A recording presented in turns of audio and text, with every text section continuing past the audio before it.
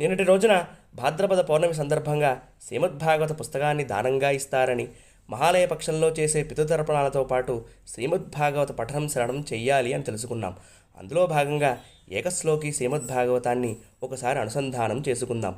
ఆదౌ దేవకీ దేవి గర్భజననం గోపీగృహే వర్ధనం మాయాపూతన జీవతాపహరణం గోవర్ధనోత్థారణం కంసచ్ఛేదన కౌరవాధినిధనం కుంతీ సుతాపాలనం ఏతద్భాగవతం పురాణకథితం శ్రీకృష్ణలీలామృతం.